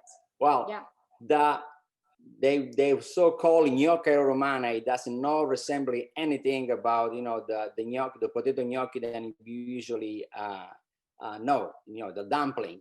But it's basically a semolino, which is very similar to polenta. It's a very refined semola, which is make like polenta. Basically, you make a part of you have recipes, then basically a part of milk and a part of the water with a little bit of butter, and then you mix the semolina inside, and basically became like a polenta. And you put in a sheet pan and let it cool down, and then you cut it with the cookie cutter. Basically, those round shape gnocchi, and you gratin maybe in a Pyrex with a lot of butter and sage and a lot of grana padano. I tweak a little bit the recipes, which I want to integrate a little bit also the prosciutto di Parma. I make those nice crispy prosciutto, which is the very first part of the prosciutto. When you start the prosciutto, Francesco will say that the different layer of flavor, it depends where you start to cut in the prosciutto. the very first part of the prosciutto is more salty than when you go inside. So I usually use that part for cooking. Sometimes the matriciana, sometimes the carbonara. In this case, I cut very thin and I basically dry in the oven. Sorry. So make a little bit more crispy mixed with the gnocchi, then it's very soft. I'm sorry. Well, it's such a great recipe, and when we finally get to talk about Artusi, I'm going to talk to you a little bit about why it was so neat. Giancarlo chose this dish because he likes this dish, and it was a great dish for this dinner. But it's also one of the fun ones in Artusi. We're gonna talk about that too. Now, Giancarlo's not leaving us, but let's take this opportunity to hear about the wines. The wines were selected. These come from Impero wine distributors. Our friend Melania, there's Melania Spagnoli's on the call with us. And in a minute, I'm going to ask you where we can find these wines. But the wines were selected tonight by the Chamber's very own Osvaldo Pascolini, the Chamber's in-house wine expert, certified sommelier in Italy. And Osvaldo, please welcome, and please tell us about the wines we have. A really interesting Prosecco, the story about the Prosecco. Well, okay, no. First of all, I would like to ask you to do something that you never did, we never do with the sparkling or fizzy wine. Just agitate the bottle. Agitate the bottle, what you still have inside, agitate it, and I explain you why in a little bit. So I like to offer you a new part in something different. So I picked these two wines that are quite peculiar. This one is made 100% with glera, which is the spumante. Glera is the grape of a Prosecco, but technically we cannot really call Prosecco this one because it's a little bit outside of the DOP zone, but still is 100% glera. But the peculiarity of this is that it's made with the ancestral method. The ancestral method is the father of the Champenoise method and the Charmat method that are used currently to make a Prosecco or to make a Champagne or Franciacorta. So the ancestral method really starts, not from a still wine like Franciacorta or Champenoise, but from a must partially fermented. Then the fermentation continues in the bottle. So that's why this wine, you can see, is not crystal clear. Is not crystal clear. Is quite cloud. Why? Because there are the yeast inside. So the second fermentation is in the bottle, and then this wine is not filtered. But this is not a defect. It's a peculiarity of the ancestral method. Now this method is becoming very trendy in Italy again, back to nature, because you might like, you might don't like, because if you taste this wine, you can definitely feel at the nose, at the palate, the yeast, the crust of bread, like you have in the classic method. But then again, this is not a defect, having this yeast. So basically, what you drink and you taste are the protein of the yeast that are captured inside this. And this, the pairing can be, you can use this wine for tonight dinner all the way down, from prosciutto, from the prosciutto Parma, gnocchi, and Vitello Tornado. But I suggest maybe for Vitello Tornado, we can go with the other one. Just before I talk a little bit about the other one, there is a Bardolino Chiaretto, and then Melania will give us some hints on the two winery. So this Bardolino Chiaretto, before going there, I would like just to underline something very important in our culture, in the culture and tradition of Italy, culinary and food and wine history tradition. So the pairing. Pairing is part of a very strong part of the curriculum of sommelier in Italy, because as you said before, we have 1,000 of combination between wine and food. But the pairing was started 5 centuries ago in Florence by Caterina de' Medici. Then she went to France to teach the French how to cook. But just to say how important is the pairing for us. Then the second wine, I picked this wine is a dry rosé. You see the beautiful color. I picked this one because it's one of the best rosé we have in Italy. It's made with the indigenous, very, very precious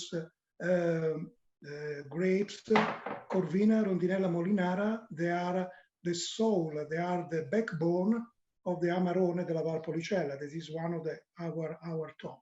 So these also, this wine also pairs very well with Vitello Tornado, because Vitello Tornado has a very sweet tendency. It can be balanced by this one. Anyway, finally, for my part, when we taste and pair, we look at the harmony, we look for balance. So anything is outstanding in the food must be balanced by the wine, or vice versa. So you don't feel anything outstanding. It's like an orchestra. So we are looking for harmony, we're looking for balance, and this is the beauty of this strong tradition that we have. Now, I don't know if Melania wants to say something about the wineries, please. Absolutely.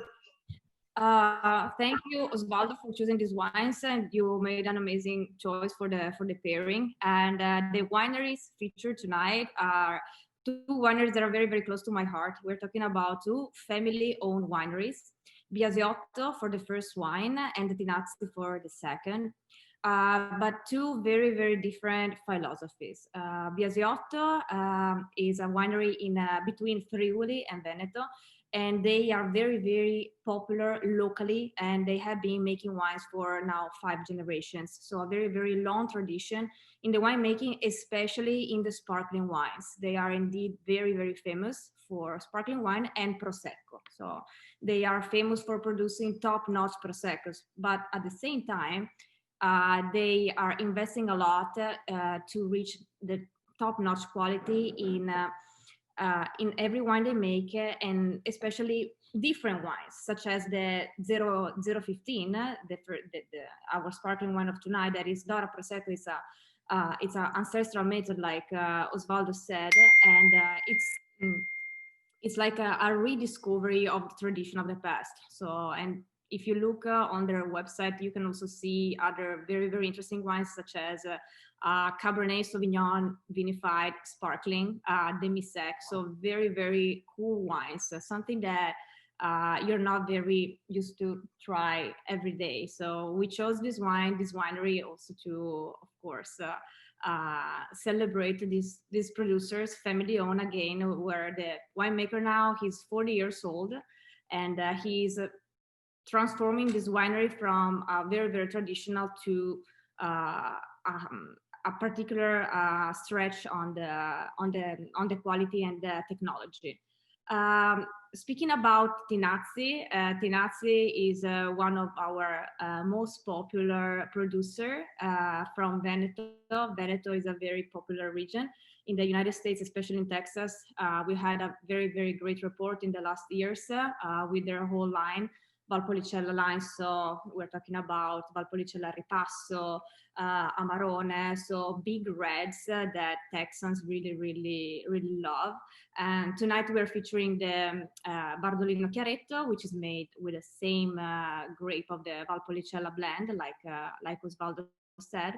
And speaking about Tinazzi, that's another family-owned winery, but has a slightly different philosophy than Biasiotto, because it's still family-owned, but on a larger scale, with a very big production and focus on the exportation market. So if we have Biasiotto that is more focused on the local Friuli market, we have Tinazzi that is more focused on the exportation.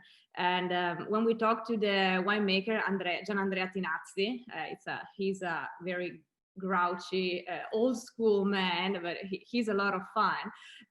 Consider that their winery doesn't have a very, very long tradition, such as many other Italian realities. They started a company in 1968, so it's relatively new.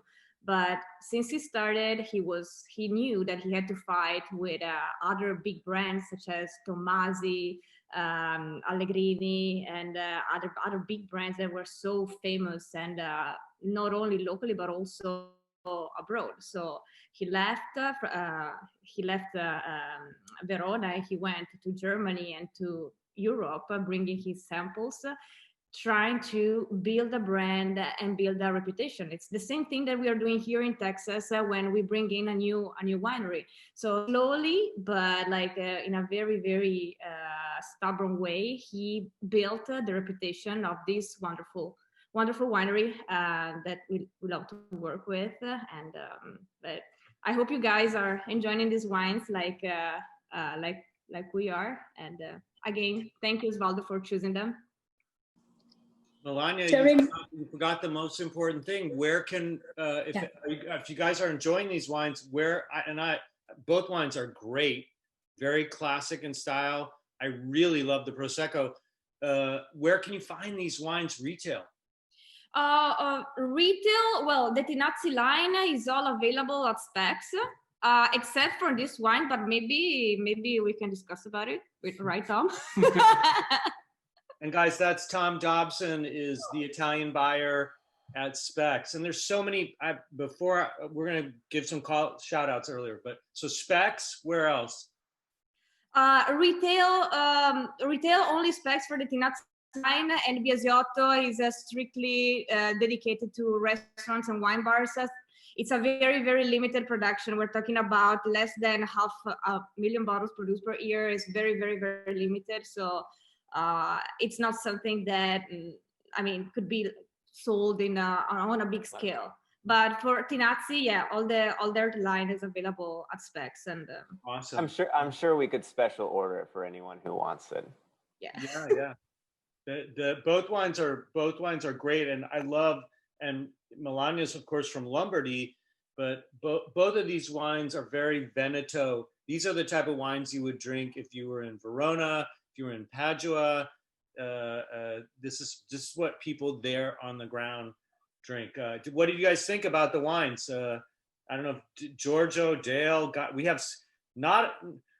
there's not a lot of talent here tonight. There's a lot of heavy hitters, wine people here tonight.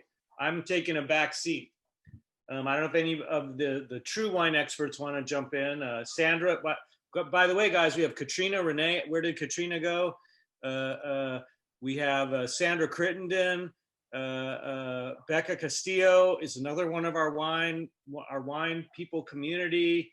I haven't even given everybody a shout out yet, and there's even more people. Anybody want to jump in on this wine? I'll make a comment real quick about the sparkling. So it's actually kind of funny. I was, I got ahead of myself and was eating some prosciutto Parma, and may or may not have opened the sparkling 10 minutes before this actually started. But I was actually texting Melania and I asked her, "Is this unfiltered?" Looking at it and everything. And if I were a smart man, I would have turned the label around and looked at the back label where it says not filtered. But she let me know, it's method ancestral. And I will say, it's very good method ancestral. I am excessively picky when it comes to things like that. And I think there are some absolutely beautiful ones out there, but there are also some very difficult ones to do. But this was clean, fresh, sparkling method ancestral. That's just my notes about the sparkling real quick for you. Tom, I totally agree. Sometimes when these wines try to go too natty, as we say, natural, and too NO hipster, they start to lose the mark. This one is clean, focused, fresh, and I love the saltiness. Again, both wines are great. These are the type of wines that Tracy and I love to drink, and these are the ones Italian friends love to drink too. We do a lot with Tinazzi at Specs, and the entire line across the board is really, really solid, to say the least. So yeah, absolutely. Hey, Jeremy. Yeah. Hey, also, Jaime. I'm going to give the floor to Jaime. Hey, Jeremy. So yeah, I want to guys, Jaime De Leon. You guys know him. He's one of the top wine Again, we have so much great wine people here. He's the regional wine buyer for Kroger. And he's also, if you've ever been to the wine bar up at the Heights Kroger, that's because of that man. So just a little quick introduction of how much I love you, man. Yeah, thanks. No, Jeremy, I just wanted to add Osvaldo and Melania, thanks. Great selection. Wine is awesome. And just like what Tom added to that to the Prosecco. Just clean, a little bit touch of just that terroir on the backside. Just pairs really, really well. And it just has that nice aroma. Perfect pairing, Jeremy, thanks to you. And, you know, yes, you can. I know Rebecca added that on the bottom. If we could find it on Kroger on 11th. Yes, and I was texting with Melania as well. So, yes, look for it. It's coming. And hey, the wine pairing tonight were by our friend, the in-house sommelier for the Italy America Chamber of Commerce, Osvaldo Pascolini. I can't take credit for that, but I love the wine. I have to say I love both these wines. Yeah, thank you, Jeremy. Thank you very much. I would like just to offer something different. It's quite unusual. I'm glad that you like. It is a little bit different, you know, from usual. Just I give a suggestion to our friends that they want to buy this wine. Just preserve this wine upside down, because all the yeast, the protein of the yeast are in the bottle. There is not the gorgement like in the Franciacorta or in the Champagne here. There is not the gorgement. So all the yeast are there. So in order to mix in the best way, just keep upside down in your cellar. So this is something again that we don't use usually with the sparkling wine. That's what I have to add. Thank you. The trick is, how do you do that? How do you keep it upside down? I can share that trick with you. And hey guys, what about going back to the menu tonight? Does anybody have any questions? Alessia, I was so glad that you pointed out semolina flour, the Gnocchi Ala Romana, which is such a classic Italian dish, and it's not, oh, okay, wow. And we've got some photos that some fantastic photographer in Houston took. I wonder who that was. But isn't that beautiful, guys? I love, one thing that sucks about these virtual dinners is that you don't see the plated food the way that Giancarlo would plate it. I mean, it's the one thing you can't mise en place. Never, I just thought this dish was fantastic. I came home, when I got the food, I just ate it. I barely saved, I think a couple of people on this call just ate that. I see a lot of people are, do you guys have any questions about any of the, you know, we didn't even stop to talk about Vitello Tornado. Such a unique dish, Giancarlo, such a quintessential Italian dish. It's a funny thing, Vitello Tornado, and I hope, Giancarlo, it's not the most photogenic dish ever, but anybody, I know Guy, I know Dale, I mean, Dale is a Vitello Tornado fanatic. I'm a Vitello Tornado fanatic. Jaime, Tom, Dale, Guy, all of us who regularly travel to Italy, we're all crazy about Vitello Tornado. It's Piedmont, we're in Northwest Italy, right? At the foot of the Alps, we actually saw Grana Padano. They make Grana, they grow, they have dairy farms for Grana Padano up there. We're in the northwest corner of Italy, right at the foot of the Alps. They grow great beef there. The beef in Piedmont, we always think of Tuscany as the great beef of Italy, and no offense to all the Tuscans but some would argue that the best beef in Italy, although Melania would argue that it's from Lombardy, and I would argue that it's from Lombardy too, but some of the best beef and the best heirloom beef from Italy is from Piedmont, northwestern Italy. Piedmont's also very close to the sea. So you get this dish that's this crazy, it's roast veal that's been thinly sliced and then topped. Giancarlo, can you tell us what's in the sauce, the Tornado sauce? Well, first of all, the cow you were talking about in Piedmont is the Fassona, which is a very popular breed in Italy, along with the Chianina, another brand in Italy. And yes, Piemonte produced one of the best meat in Italy, I can say for sure. Guys, don't forget, hey, if you're not speaking, guys, don't forget to mute yourselves, please. Sorry. Like yourself and many other, there are a lot of Tornado fanatic, like you said. You know, people love the Tornado. Despite the fact that it's a summery dish, because it's a cold dish. Preferably it's a dish that we in Italy usually we consume during the summertime. Definitely it's not a dish that in Piemonte they will use during the winter time, even because it's very cold. And the ingredients are very simple. You know, the Artusi basically say that, you know, mix those prime ingredients like a good tuna and capers with a little bit anchovy and mayo, and make this like a creamy sauce. In his in original recipes, it's not even mentioned the blend. Is basically in the mortar. You know, you mix all the ingredients together and makes like a nice kind of paste and place on top of this roast veal. You know, we integrate a little bit during the modern times, so we make a bland and creamy. It's basically prime tuna with a little bit of capers, a little bit of vinegar, and mayo, and a little bit of anchovy, and make this a beautiful sauce for the vitello. Like you say, it's not the most attractive presentation you can find, but it's a very tasty. You know what I mean? So it's kind of a buffet style dish.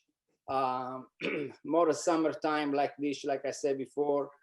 I try many times to integrate in my menu of the Amalfi. It never pick it up. I mean, because you love it or you hate it. You know what I mean? It's one of these dishes that you have to be used to. You have to be like it, and otherwise it can be very for people that don't understand what it is. It can be very scary. Yeah. And well, I have a question, Giancarlo. Yes. When you're sourcing the veal to make Vitello Tornado, I mean, that's always been a big problem for me in Houston. Well, what do you ask for? Where do you go to? And, you know, obviously, maybe you don't want to share your sources, but where can we find this cut of meat to make a true Vitello Tornado? Well, for the restaurant, it's easy because we order to providers, you know, like a big distributor. You know, our veal is mainly from Canada. It's Catelli, and this is where we use the same short ribs and ossobuco from. We usually use the fillet or the loin of the veal. Basically, it's the same loin that we use for the rack, bone-in rack. We just cut in 2 pieces and wrap in a plastic. And then you can either way. You can boil or you can roast it. Remember, Vitello Tornado can be made in two different ways. I personally like to wrap in an aluminum foil and slowly roast in the oven instead of boil. What temperature?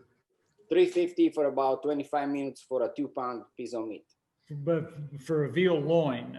For a veal loin. And it has to be, you know, that circle, not that much. Big. Okay. Thank you. Right? You're welcome.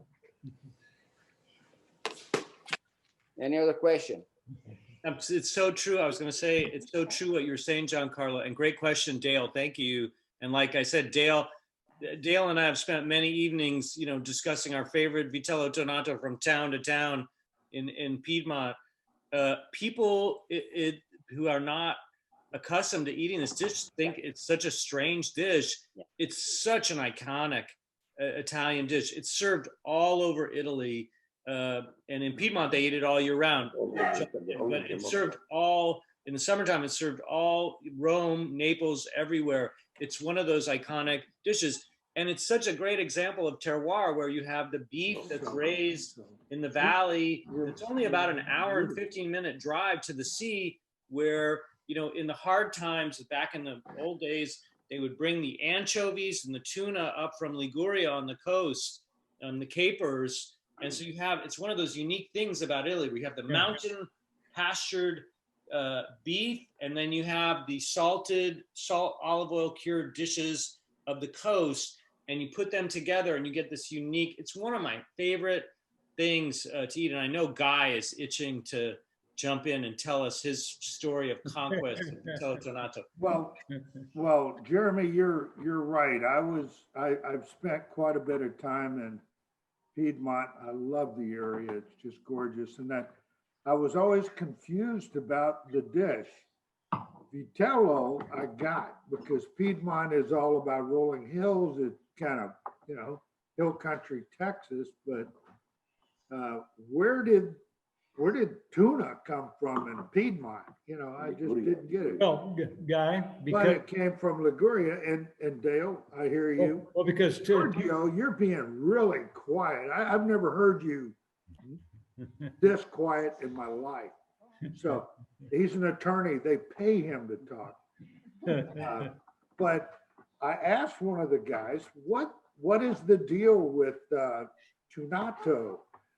And you know, this is an old story, but after the harvest, when the wine was going and finished fermentation, there was not much work, and the farmers needed to feed their families. They went on the boats out of Genoa or out of Liguria, and they were paid with fish, and tuna or sardines or anchovy, and they took that home, and that helped feed their families. Well, they came up with a dish, and I'm a lover. I think Vitello Tornado, you're exactly right, Giancarlo. You're perfect. You love it or you hate it. It's sort of like New Zealand Sauvignon Blanc. It's an acquired taste. So anyway, but historically, that is so cool. And yes, the marriage of the sea and the hills and it's a great dish. It's one of my favorites. My dish didn't look like that when I saw it in the picture. Well, it's not. It's and Dale, please. I'll come see you, Giancarlo. Please do. Grazie. Grazie a Buon te. mangiare. Buon And Dale, mangiare. please jump back in, Dale. If you had. Well, you know, I mean, and tuna is one of those wonderful fishes that handles the salt preservation well. And of course, pre-refrigeration, you know, it was a great fish to lug, you know, put on the wagons and take up into the Piemonte, and wasn't that far away. It looks like a counterintuitive pairing, but it's actually a wonderful pairing for that reason. You know, the great beef up there, and the wonderful tunas from the sea not far away. You know, pack it in salt, get on the wagon, get the horses up over the hills, and away we go. I knew I would get some old man knowledge from you. Well, it's good stuff. There, like I said, guys, we have there's a lot of talent on the stage right now. Jeremy, I have to say, I am drinking the Negrete Barolo with the Vitello Tornado, and I think that is a perfect pairing. Well, that would be the. I know, Alessia, did you need to jump in and tell us? Yeah, I would only just tell everybody that on the front pocket of the backpack that you received with the food in, I hope you like the backpack.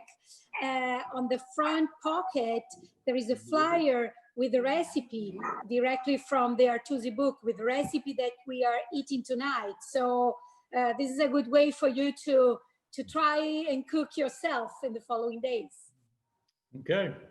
Yeah, you got, and how about, man, the refrigerated cooler backpacks we get for these dinners are worth the price of admission. I would sign up just for that. It's a beautiful backpack. And yes, the recipe's in there. And I'm gonna jump in and do a little bit of housekeeping here. I gotta acknowledge Frito Landa and Mauro Ceotto from Selected Food and Beverage. We've got Ellie Masood from Euromid, I believe is an importer with Guy. I thought that was Kimberly, your wife. And no, I'm giving you a hard time, Guy. And I don't know Peter and Gerald's from Specs last names, but they're on the call with us. You guys, we have Gerald Lowe. Nice to meet you. I've never met you before. It's great to meet you. We have some really top people from the Houston food and wine community with us tonight. We don't have a ton of time left. I had prepared a 3-hour lecture for you guys, but I don't think that's going to happen tonight. I don't want to keep you too long. I just want to tell you real quick, I've got my copy of Artusi. I don't know if everybody can see this. The Science in the Kitchen and the Art of Eating Well. The whole idea of this dinner tonight that was brought up by the Italian General Consul Houston, Federico Ciatalia, was that this year is the 200th anniversary of Pellegrino Artusi's birth.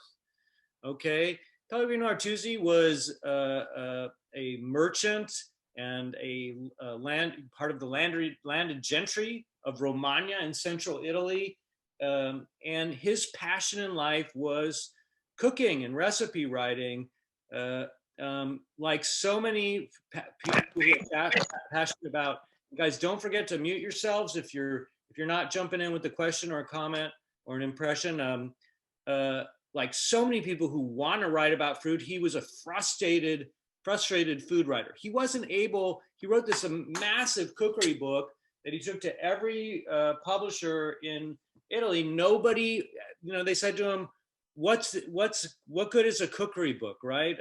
It's hard to think about that now, but at the time, nobody wanted this type of compendium of Italian cooking. So he self-published his book. He was kind of a blogger before his time, right? He self-published, and the first run of his book only sold about 1,000 copies. By the time he died, he'd actually sold a significant number of copies. He passed away not long after he passed away at the end of the 19th century. His book had become a bestseller. And that's what's so important about Artusi's book, is that it's kind of the first, it's not the very first, because there's a couple of precedents, and I can tell you about that on another occasion, but he produced the first best-selling cookery book really in the world. I know that sounds Italocentric, but it's really, really true. And believe me, I teach this stuff at a school. They pay me to teach this stuff. It was really the first bestseller, and that's such a milestone for today. And man, Kathy Matisow was an editor of so many food writers in Houston. We have so many. We've got Loretta on tonight, who's one of our top food writers. I write about food occasionally. It's such a precursor for what and Jeff Balke also is another food writer we have on with us, Kathy's husband. This was the first time that food writing became pop culture. The impact of this book was so huge that today, Osvaldo, Brando, Alessia, Maurizio, Giancarlo, Giancarlo kind of said this, every Italian family has, and most of them have the exact same copy edition that I have, that's a facsimile, a reproduction of a 19th century. They have this. I know, Giorgio. I hope you're going to back me up here. Melania. Every Italian family to this day has this book, and not just because it's a relic or an artifact. It's because the recipes in this book are fantastic, and that's another way that Artusi was one of the great pioneers of food writing in terms of his list of ingredients, his amount. Previous to Artusi, people they said a handful of this, a handful of that. Artusi was the first one to say, this is what you need to, this is how much you need to use, this is how much. But even more important than all that, Artusi would go down in the history books if just for that. Just that he created, long before, how many of you own a copy of The Joy of Cooking? I know Loretta owns The Joy of Cooking. Remember when Maria Guarnaschelli edited The Joy of Cooking and it was a huge disaster? How many of you own the New York Times cookbook? And hey guys, don't forget to mute yourself. If you're welcome to jump in, but don't forget to mute yourself if you're not jumping in. How many people of you own a New York Times cookbook? Craig Claiborne. I see Mike is another one of our local food writers who I acknowledged at the beginning. If only for that, Artusi would be one of the milestones, the great pioneers of food writing in the world, not just Italy, in the world. But he did something so much more important than that. I'll say two things. One is that he was the first food writer, recipe book writer, to add a cultural note to his food writing, where he would put the dish in. Dale and I were on a virtual dinner, actually the chamber dinner, where we had pollo alla marengo, right? Polo alla Marengo is the famous the Battle of Marengo, where Napoleon, the victorious Napoleon and his chef has to put together a dish. And he puts together a dish of chicken with shrimp, garnished with shrimp. That wouldn't have happened if Artusi, the first person to tell that story in print, is Artusi. And think about that today, guys. Think about how much we perceive food as a cultural expression, right? Artusi was the first. No French, no offense to my French, my ultra alpine friends, but no French writer did that until much after Artusi. Artusi was the first one to put recipes into a cultural context. The other thing they did, and he wasn't the first one to do this, but he did it on such an epic scale, was he created, and again, the title of the book, look at the title, The Science in the Kitchen. It was not only a cookery book with recipes, it was also a manual for how to run your kitchen, how to run your pantry. A lot of people forget that Artusi at the end of the book gives you menus for the spring, menus for the summer, menus for the fall, menu for the winter. He gives you all these really interesting, he gives you this whole context. And again, no one had ever, there were some very successful cookery books before Artusi, and a lot of those happened, some of those happened in France, there's one or two in England. Most of them happen in Italy, partly because the publishing, after the Germans invent the printing press, the Italians take the printing press and take it to the new level. So it was only natural that they had the means to print these books. But it's not until Artusi that all those things come together. And then here's something I got to say, one last thing that I think is so interesting about Artusi is that he puts humor into his cookery writing. And that's one of the things that's lost when we don't sit down and actually read Artusi and read the recipes. And I wanted to I'm going to translate on the fly for you. I actually, just ran, and again, this is the cool thing about Artusi. Again, in every Italian family's cookbook shelf, every one, I mean, I see Alessia, this is the one, we had the Vitello Tornado, the first documented recipe of all time for Vitello Tornado was not written by a Piedmont person. It was written by someone from Romagna, from central Italy, or really still northern Italy, but the southern part of northern Italy. But if you look at the recipe for Gnocchi Ala Romana, he says these gnocchi, which I have slightly modified and changed the quantities, the amounts of the ingredients. I hope that you'll like them because everybody who I've ever made them for likes them. If you like them, please raise a glass and say a toast for me if I'm still alive. And if I'm just fertilizing the cabbage, send me a rest in peace. And there had never been and that's just the random one I opened because Giancarlo picked that recipe. It's one of the most iconic recipes.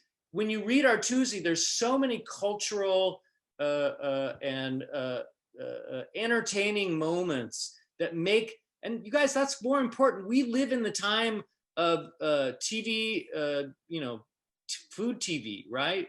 TV network, Food Network, right? Where food is really a form of entertainment for us. And Artusi, again, is a pioneer. And one last thing, I only have a couple of minutes left. The other thing that Artusi gives us, and this is the biggest thing, that we would have never had Lidia Bastianich, we would have never had any of the great Italian cookery, Marcella Hazan, was that Artusi it's not the very first, but he's really the first to disseminate this idea of Italian regional cooking. Ippolito Cavalcanti published his wonderful cookery book of Neapolitan cooking, but it was before Artusi, and that's one of Artusi's models. But Artusi publishes Tuscan recipes, Piedmont recipes, all the Po River Valley recipes. Doesn't do a lot of Southern Italian stuff, but he's kind of the first guy who says, this is a famous dish from Tuscany. This is a famous dish from Piedmont, Vitello Tornado. This is a famous, and guys, that's what we live off today. We did 2 seminars tonight, Prosciutto di Parma and Grana Padano, talking about the very regional specificity of Italian cuisine. And Artusi was one of the first people to do that. And that's why the consul suggested we do. And I was so glad. I teach, you can't teach the history of Italian food writing without teaching Pellegrino Artusi. And just as a little closing note, I owe everything to Pellegrino Artusi, because when I had graduated with a doctorate in Italian medieval poetry that I realized wasn't going to pay the bills, I got a gig translating. I was a team translator on Artusi, and that's what led to my right place at the right time. So I owe everything to Pellegrino Artusi as well. So guys, thank you so much. We're kind of running out of time. We have a little time, and I'm sorry, I'm having a Chihuahua meltdown. Tracy and the girls are in the other room watching a movie, so I'm stuck with the Chihuahuas.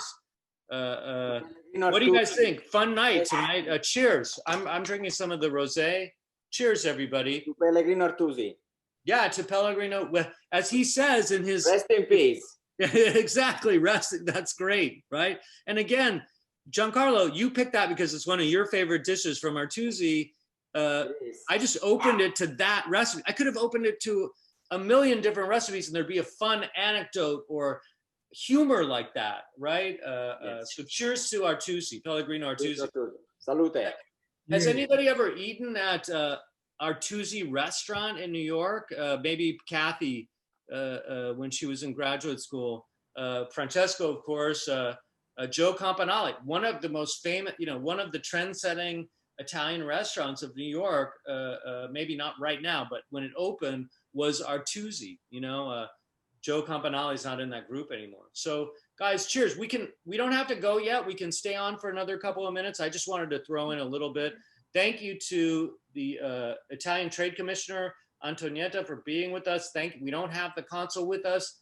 I can't wait to thank Federico virtually for, hey, what a gig I have. I get all this good stuff delivered to my house, and I get to talk about food and wine with my friends. I want to thank Osvaldo for the wine pairings.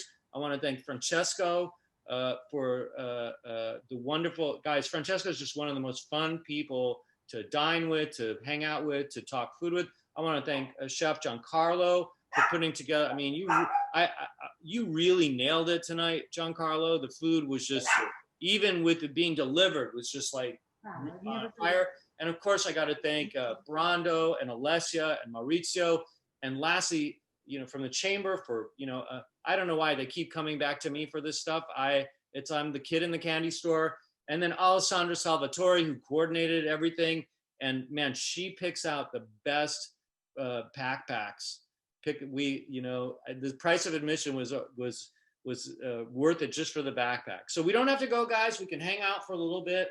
Also, we got to give a shout out to Zoe Labate, who is not, you don't see here tonight, but she ran the event tonight on the Zoom, and our colleague Francesca Bacci from the chamber, who she wasn't on this event, but she's one of our wonderful beloved colleagues. She's also on the call tonight, and she's part of our chamber family.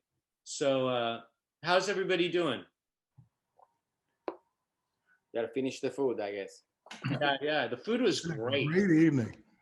You guys have great recipes, then you should try, guys, with the Grana Padano. It's not very difficult, so you guys try to make it, because especially those a little beignet here with the Grana Padano, very easy to make. Please try, okay? If you have some Grana Padano left.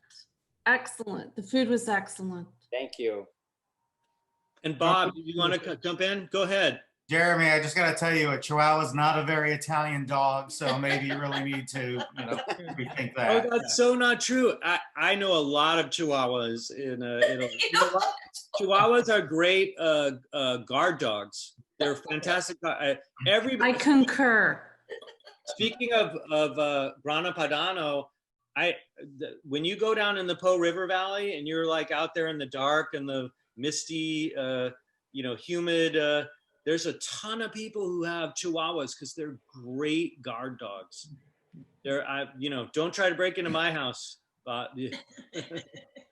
Loretta, you've never come to the parties, but Loretta's come to the parties. But I hear there are key parties, though. I don't know if I'm into that. So, who else wants to jump in? Oh, Jeremy, I just wanted to give my 2 cents worth. I wanted to really compliment Giancarlo on a fantastic dinner. You know, I'm from Friuli, and we have our own version of strudel and our own version of Vitello Tornado, which is amazing. It was actually one of our dishes that my grandmother used to make for me.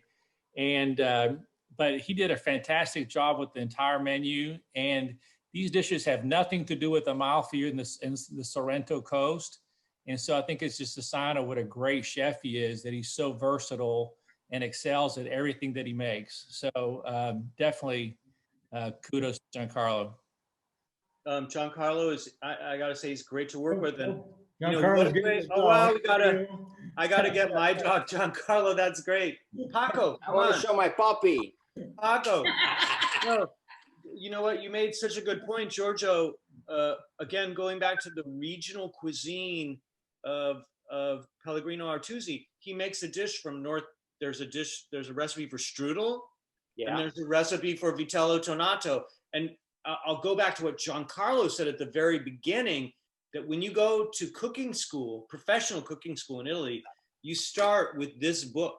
You say, okay, this is where you're gonna, it's your basis. I learned Italian cooking from reading this book. You learn the basics of Italian, and Giancarlo made such a great point of every chef, every professional chef, and every home chef uses their own variation because they like it a little more this way. And that's one of the things that Artusi encourages you to do. It says, this is the canon, this is the language, this is the place you start. Take this as your model, make it your own, you know? And great point. Strudel from Northeastern Italy, Vitello Tornado from Northwestern. And center from Jeremy. Jeremy. I can't tell who's. This is Peter Griska from Specs. Peter. And I just wanted to say you have run 2 fabulous dinners and meetings. I've been on a lot of Zoom calls, and you finished the first part in exactly an hour, and you're finishing this one exactly at the right time without any major technical difficulties, and you've kept us all entertained. Thank you so very much. I raise my glass to you. That's so sweet. And look, Zoe's the one, Zoe Labate, our colleague, is the one who actually ran the technical side of the Zoom. And it's not my first rodeo. We've been doing a lot of these. In a way, these have been such an interesting experience. And now that we're kind of done with the professional part of the evening, damn, it's good to see you guys. I look forward to these events because, and thank you so much for the kind words. I miss you guys. Remember, we used to all be hanging out, drinking wine and eating food and going to dinners. And can you hear my Chihuahua meltdown? It's a disaster. Paco, stop, Paco, come here. Come on, boy. I miss you guys, and it's just wonderful that this is Pocky. There you go, Paco. My Italian Chihuahua. It's just wonderful that the chamber, again, the consulate came to the chamber and said, hey, we want to do this as part of our mandate for promoting Italian cuisine in the week of Italian cuisine in the world. And the chamber, I love working with the chamber. Look how we put this together so seamlessly. It wouldn't be possible without the chamber and our community. Yeah. And I just miss Jeremy, I just want to say bye to everybody and thank you to everybody. And I just want to add one thing about Artusi. When I grew up, everybody, you have a girl in Italy. Since you were born, your family start prepare your corredo. I don't know, Jeremy, if you know what a corredo is for a girl in Italy. Is since you were born, your parents start buying tablecloths and linen and, you know, very, very beautiful stuff for you to set to your home. And part of my corredo was the book of Artusi. Oh, yeah. Because this is part of what a woman needs to do, you know, once he found a husband. So it's so much part of our life. Part of mine too. I confirm it's true. Yeah, absolutely. And just think, my mother was given the New Settlement Jewish cookbook. It's the same thing, and it's so true. And like I said, even my favorite mama that I go in Bologna that cooks my favorite meal that I go to, she has her Artusi, right? But it's not just part of the corredo. It was also part of Giancarlo. You know, when you go to cooking school, you get Artusi, and it's Artusi. The influence of Artusi it's just, you can't underestimate how much and every house, like just like you said, Francesca, most have this copy. Yes. This is right? It's everybody this copy. I have a similar copy of that. Yeah. No, I have exactly that one. It's a reprint of a reprint of a reprint from the 60s. And when you go into people's houses, I mean, mine is pristine because I keep it, I keep it in my cook. I have another version that's dog-eared and sauce and, steak. And look, one thing, well, it's just a really neat, Italians make really good books. Italians are the best bookmakers and librai. And this is a fantastic book. My only regret, Alessia, is that I got literally more than 20 years ago, that's how old I am, I got my start in food writing by working on a translation. Now that I know 2 decades later, let's find a grant for me to retranslate Artusi. Oh yeah, that would be fantastic. I would love. A lot of people have done great translations. I'm not dissing the translators that came before me, because that's not what translating is about. We need a better translation of Artusi. We do. We need one from somebody who really knows how to cook and speaks. It's always been translated by literary people, and that's but that's another story. Who else? And please jump in, guys. I have not been talking because I have been intimidated with so many. And guys, this is Frito Landa. He's one of the great food importers and distributors. He works with Francesco. He brings in the prosciutto that you eat. A lot of the Italian food products you eat in Houston come from Frito. He's a great guy.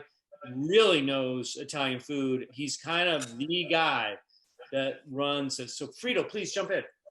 Thank you, Jeremy, for the nice introduction, but I actually feel intimidated by so many professionals in the culinary world, from the wine to the food and to the Italian representation, and also so good looking everybody, that I got intimidated. Speak for yourself. Having that said, I would never dream of having a dinner at my house with all of you. I mean, from people like you, Jeremy, that you are of course a legendary blogger, and Francesco Lupo that talked fantastic, and of course Giancarlo Ferrara, my compadre that is there, and then I think is the best chef in town. And then we have people in the wine business in the wild world, like Guy Stout. And then we have Melania, that is a great person when it comes to wine. And Jaime de Leon was talking. And then you have important personalities that represent Italy, like Alicia Paulecchi, she could be also a model. And then Brando Ballerini, and then Mauricio Gamberucci. So, and I see there so many friends, so many friends. Pascolini is over there too. So, and then I saw Mr. Ili Masoud, that is a great friend of mine, and he gave me a hard time in every corner because he's a great distributor. So I just want to really tell you that you made my day. And and one more person I see there is Peter Krischka, a good friend of mine, and Sandra Crittenden. So I could continue because yes, everybody. So Francesca and everybody. So you make really my day, and thank you, Jeremy, because we are honored to be part of this. We're all, and Frito, thanks for pointing that. There's so many, I haven't even recognized, and some of the people have already jumped off, but Melody Price was on the call. I don't know if Melody left already. I think we had Erica Harrison. We had some of the top influence, you know, some really great social media people on the call. Jamie, I saw Jamie Alviar just showed her dog.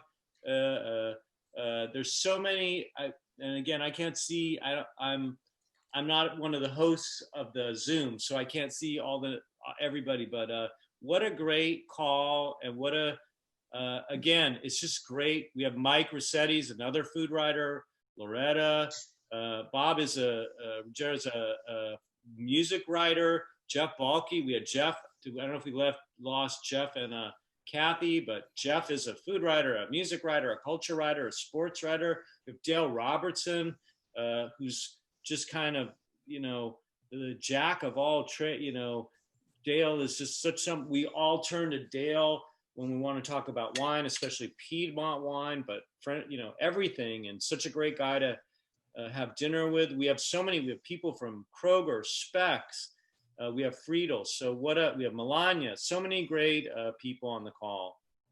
I would like to say just real quick, I do appreciate you guys doing this, because it is real good to see. There's a lot of different groups of people that I used to get to see a whole lot. You know, Gerald is actually one of my office mates, literally about 2 cubicles down, that I unfortunately have not seen in about 3 or 4 months. So it was good to see him on this. I would usually see Melania about once every 3 or 4 weeks, Peter as well. Dale and Sandra, I would see probably about every, what was it, once a month. Once a month, yeah. You know, so it's good to be able to actually see everyone, even though we're not right next to each other. So I just want to say thanks to the Italian Chamber and Jeremy as well. So exactly. Thank you guys. I was going to chime in the same way. I mean, Maurizio, what you're doing, you know, I mean, you know, we're making the best of a bad situation. So thank you very much for trying to make it happen, my friend. Good stuff. Good stuff. Our pleasure. Thank everyone. Thanks a lot, everyone. It means the world to us to have you guys here today. It really does. We really look forward to having you all at Amalfi in person soon, possibly. And Giancarlo, if I may, we also look forward to reading your book of recipes that you will be writing one day as well. Thank you. Thank you, Maurizio. Of course, Giancarlo, we miss you all so much. Yeah, we do. The best thing about the Chamber is the community that we've tried to build together. It's a wonderful community.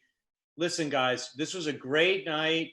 Let's all stay in touch. If you have any follow-up questions or thoughts, you can email me, you can email Maurizio, you can email Alessia, you can email any of us. We can put you in touch. If you want to talk to Francesco, you want to meet Peter from Spet, we can put you in touch with everybody.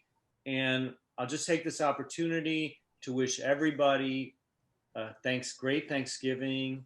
I hope you're going to be with people you love. Be safe. What a time we live in.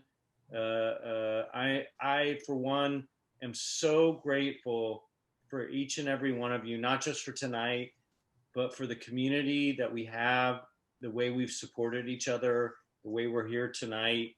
And I just, you know, may everyone be well, be safe, have a great Thanksgiving. Tracy and I are doing Thanksgiving all by ourselves, chihuahuas and children. And we'll be here. Jeremy, I have a question. I'm concerned.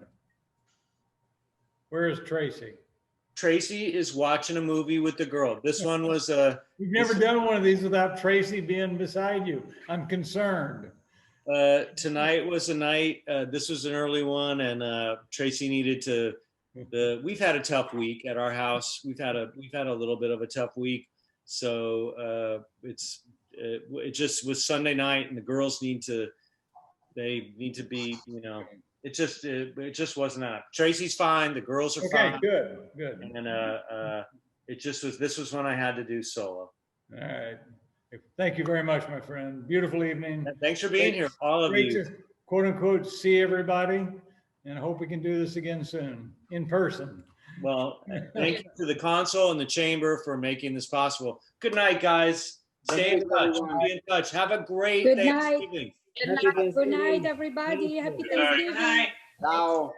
Buonanotte. Good night, everybody. Take care. Be safe. Buonanotte. Bye all. Notte.